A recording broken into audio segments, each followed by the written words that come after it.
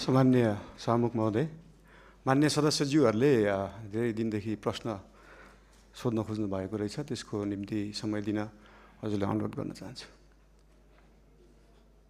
सामान्य सभामुखज्यू, धन्यवाद।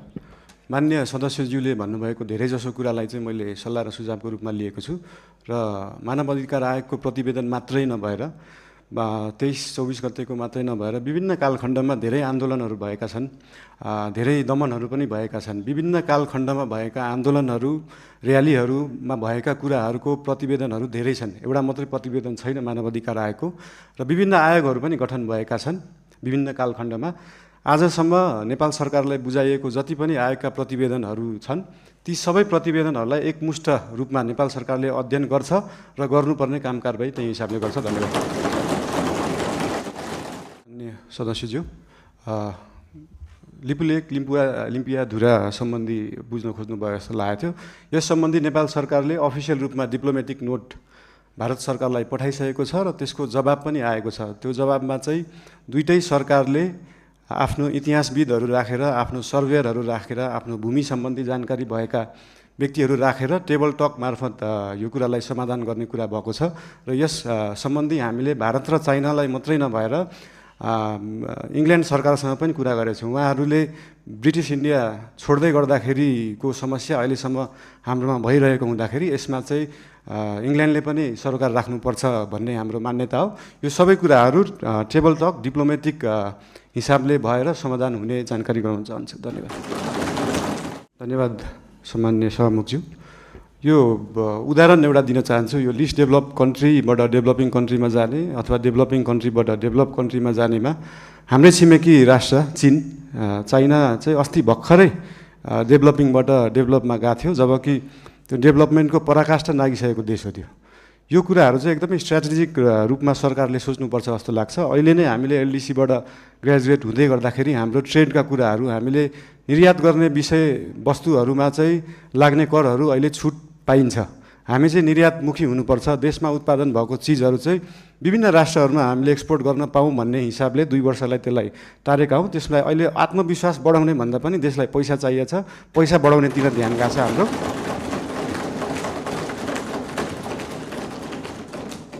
अनि गरिब विपन्नको कुरामा मैले पहिल्यैदेखि भन्दै आएको यो साम्यवाद समाजवाद भनेको भाषणमा दिन एकदम सहज हुन्छ, मजा पनि आउँछ। तर साँच्चीकै साम्यवाद, साँच्चीकै समाजवाद गर्ने भने हाम्रो काठमाडौँ महानगरपालिकामा मेयर हुँदाखेरिको म उदाहरण दिन चाहन्छु। हामीले विपन्नलाई जुन प्राइभेट स्कुलमा 10% स्कलरसिप दिनुपर्छ, त्यसलाई इक्जाम लिएरै एकदमै मजाले लागू गरेका थियौँ। त्यहाँ चाहिँ विपन्नले एकदमै महँगा कलेजहरूमा पढ्न पाए। साँच्चीकै समाजवाद भने त्यो हो। र विभिन्न महँगा अस्पतालहरूमा पनि हाम्रो ऐन कानुन संविधान बमोजिम नै 10% बेड चाहिँ विपन्नलाई दिनुपर्छ भन्ने व्यवस्था थियो। त्यसको लागि हामीले वेबसाइट नै बनाएर प्राइभेट हस्पिटल्सहरूमा सर्जरीसम्म विपन्नलाई गराउने व्यवस्था गराएको थियौँ। त्यही हो समाजवाद, साम्यवाद भने चाहिँ त्यस्तो कुरालाई भनिन्छ।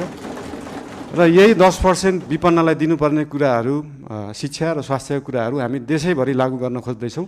यसको लागि विभिन्न जिल्लाहरूमा, विभिन्न स्थानीय निकायहरूमा यसको लागि हामी सहकार्य गर्दै जानेछौँ। संविधानमा लेख्न त लेखियो फ्री शिक्षा, फ्री स्वास्थ्य, तर सरकारको बजेट त्यो छ कि छैन भन्ने कुरा सोचिएन। त्यही भएर अहिलेको लागि हामीले सबैलाई नभएर विपन्न वर्गलाई, कम्तीमा विपन्न वर्गलाई चाहिँ फ्री शिक्षा, फ्री स्वास्थ्य दिनमा हाम्रो नेपाल सरकार र हाम्रो राष्ट्रिय स्वतन्त्र पार्टी त्यसमा चाहिँ एकदमै लागेको छ। धन्यवाद।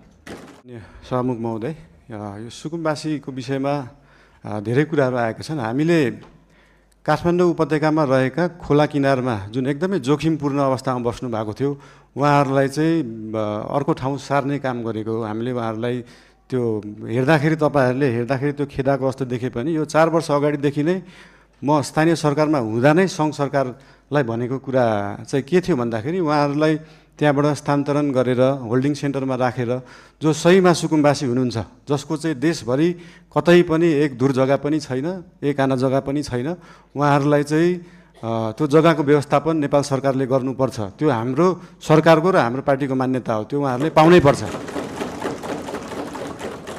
तर काठमाडौँ उपत्यकामा बसेकालाई किन एकदम प्रायोरिटी दिएर हटाइयो भन्दाखेरि विगतका धेरै वर्षहरूमा बाढी आउँदाखेरि उहाँहरूको घर डुबानमा पर्ने र उहाँहरूको स्वास्थ्य अवस्था पनि एकदमै नाजुक थियो। उहाँहरूको स्यानिटरी अवस्था, उहाँहरूको त्यो वासरुम टोइलेटको व्यवस्था त्यसको निकासा सिधै खोलामा थियो र उहाँहरूबाटै निस्किएको त्यो फोहोरको दुर्गन्धले फेरि उहाँहरू नै बिरामी परिराख्नु भएको थियो। त्यसले गर्दाखेरि उहाँहरू बिरामी पनि परिराख्नु भएको थियो, खोला फोहोर पनि भइरहेको थियो र त्योभन्दा सबैभन्दा ठुलो कुरा चाहिँ उहाँहरूको ज्यान जोखिममा थियो। उहाँहरूको ज्यान जोखिमबाट जोगाउने काम गरेको हो नेपाल सरकारले।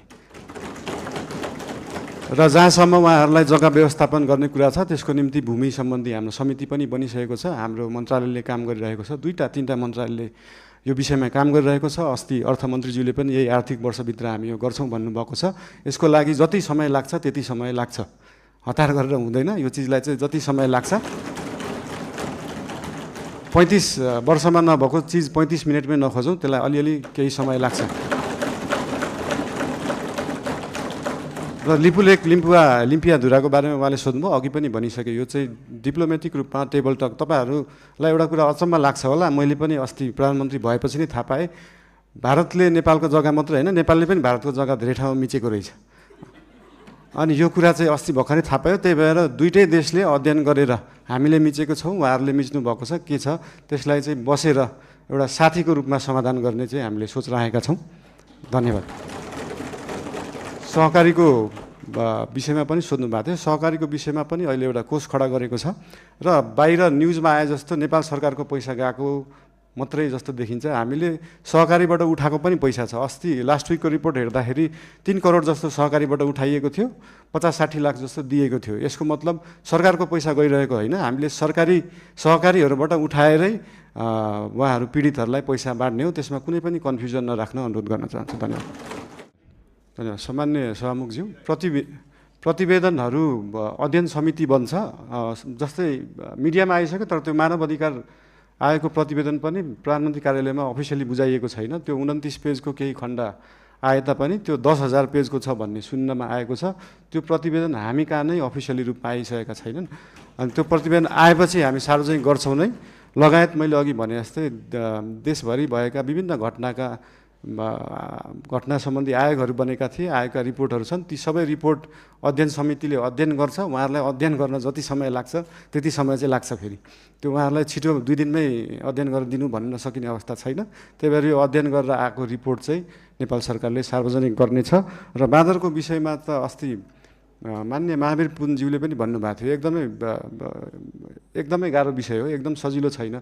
यो भन्ने बित्तिकै तपाईले विश्वमा जहाँ पनि हेर्दाखेरि बाँदरले बाली खाने रोकथाम गर्दा कि त त्यो खेतलाई चाहिँ वायरिङ गरेर घेरेर राखिन्छ, त्यो एकदमै खर्चिलो हुन्छ, कि त जङ्गललाई नै वायरिङ गरेर राखिन्छ। त्यो मानव बस्ती र जङ्गली जनावरलाई चाहिँ छुट्याएर राखिने चलन छ। यस सम्बन्धी अध्ययन गर्न समिति पनि बनेको छ, अध्ययन भइरहेको छ। यो एकदमै पेचिलो विषय भएको भएर तुरुन्तै गर्न नसकिने चिज भएर यसलाई चाहिँ हामीले देश विदेश विभिन्न देशहरूमा कुन उपाय लागिएका छन्, हामी हत्या हिंसामा नजाउँ भन्ने सोच भएको भएर त्योभन्दा अल्टरनेटिभ उपाय के हुनसक्छ त्यो सोच्दैछ। अहिले समिति गठन भएको छ। त्यसको अध्ययन रिपोर्ट आइसकेपछि त्यो रिपोर्ट अनुसार सरकारले काम गर्नेछ। धन्यवाद।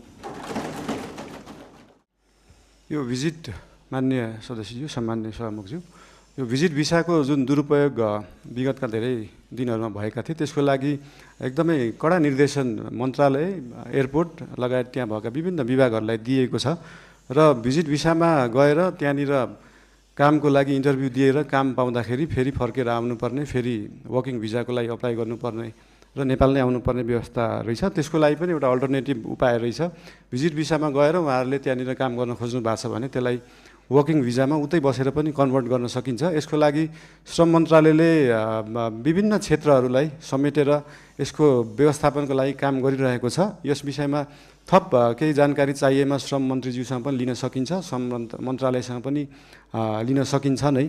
र विद्युतको विषयमा अघि भन्नुभयो, देशभरि जुन हिटर इन्डक्सन अहिले चाहिँ के छ भन्दाखेरि साँच्चीकै हामी अहिले विद्युतीय युगमा तुरुन्तै जान सकिने अवस्था छैन। साँच्चीकै देशका हरेक किचनमा अहिले नै बिजुलीबाट पकाउने, इन्डक्सन कुकरबाट पकाउने हो भने देशमा भएका सबै ट्रान्सफर्मर र सबस्टेसन पड्किन्छन्। त्यसको क्षमता नै छैन अहिले।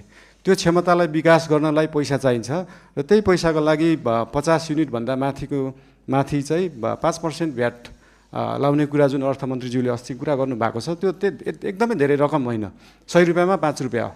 त्यो पैसा चाहिँ केमा खर्च हुन्छ भन्दाखेरि देशभरि ट्रान्सफर्मरलाई अपग्रेड गर्नुपर्छ, देशभरि ट्रान्समिसन लाइनको तारको मोटाइलाई अपग्रेड गर्नुपर्छ, सबस्टेसनहरू अपग्रेड गर्नुपर्छ, अनि बल्ल हामी साँच्चीकै विद्युतीय युगमा जान सक्छौँ। त्यसको लागि नेपाल सरकार अग्रसर छ। धन्यवाद। सामान्य सभामुखज्यू, मान्य सदस्यज्यूले राख्नुभएको कुराहरू उहाँहरूको इन्टरिम गभर्मेन्ट हुँदा पनि उहाँहरूले उठाउनु भएको थियो। त्यसमा एउटा समस्या चाहिँ के छ भन्दाखेरि विदेशमा रहनुभएको नेपाली दाजुभाइ दिदीबहिनीहरूले भोट हाल्दाखेरि दुईवटा उपाय रहेछन्। एउटा चाहिँ एम्बेसीमा गएर भोट दिने, अर्को चाहिँ मोबाइलबाट भोट दिने। मोबाइलबाट भोट दिँदाखेरि चाहिँ अलिकति इन्फ्लुएन्स हुन सक्ने, किन भन्दाखेरि विदेशमा रहेका नेपालीहरूले भोट दिँदाखेरि कसैको इन्फ्लुएन्समा भोट नदियोस्, स्वतन्त्र रूपमा भोट दिनुपर्छ भन्ने कुराले त्यो त्यति बेला अल्झिएको जस्तो लाग्छ। अब त्यसको लागि एम्बेसीमा गएर भोट दिने कि त्यो प्रविधि मैत्री बनाउने भन्ने कुरा हो। यस विषयमा चाहिँ नेपाल सरकारले छलफल गरेर आगामी चुनावमा के कसो गर्न सकिन्छ यसको लागि अध्ययन गर्ने नै छ। र बाँकी त्यो सूत्रको विषयमा हाम्रो विज्ञान यो आइटीका मन्त्रीज्यूलाई यो सम्बन्धी सुन्नु नै भयो होला, उहाँलाई चाहिँ यो सम्बन्धी तुरुन्त व्यवस्थापन गर्न निर्देशन पनि दिन चाहन्छु। हस्, धन्यवाद। सामान्य सभामुख महोदय, मान्य सदस्यहरू, यस विषयमा हामीले विभिन्न समयमा भन्दै पनि आएका छौँ। हाम्रा मान्य मन्त्रीज्यूहरूले, पार्टीका सभापतिज्यूले पनि भन्दै आउनुभएको छ। हामीले पहिलो वर्षलाई चाहिँ सुशासनको वर्षको रूपमा लिएछौँ। सुशासन भन्दैमा फेरि हामीले विकास नै गर्दैनौँ, पूर्वाधार नै बनाउँदैनौँ भन्ने चाहिँ होइन, तर यो वर्षलाई चाहिँ पूर्ण रूपमा हाम्रा मान्य मन्त्रीज्यूहरू र विभिन्न क्षेत्रमा रहनुभएका, विभिन्न क्षेत्रबाट आउनुभएका मान्य सांसदज्यूहरू, उहाँहरूको निगरानीमा पनि विभिन्न क्षेत्रहरू हुन्छन्, विभिन्न पालिकाहरू छन्, विभिन्न निकायहरू छ। हाम्रो नेपाल सरकार र राष्ट्रिय स्वतन्त्र पार्टीले चाहिँ यो पहिलो वर्ष पूर्ण रूपमा देशलाई चाहिँ सुशासनतर्फ लाने, व्यतिथिहरूलाई हटाउने, यो भ्रष्टाचार एकदमै बलियो जरा बनाएर बसेको भ्रष्टाचारलाई चाहिँ निर्मूल गर्न चाहिँ नेपाल सरकार, हाम्रो पार्टी एकदमै तत्पर रहेको छ। यो चिज विभिन्न कार्यालयहरूमा जाँदा, मालपोत कार्यालय, company registrar, blue book renew गर्दा विभिन्न ठाउँहरूमा जाँदा देख्नु पनि भएको छ होला, र यसलाई नेपाल सरकारले निरन्तरता दिनेछ। धन्यवाद। सम्माननीय प्रधानमन्त्रीज्यूलाई प्रश्न उत्तर कार्यक्रम यहीँ समाप्त भएको घोषणा गर्दछु र सम्माननीय प्रधानमन्त्रीज्यूलाई आफ्नो स्थानमा स्थानान्तरण गर्न धेरै धेरै धन्यवाद।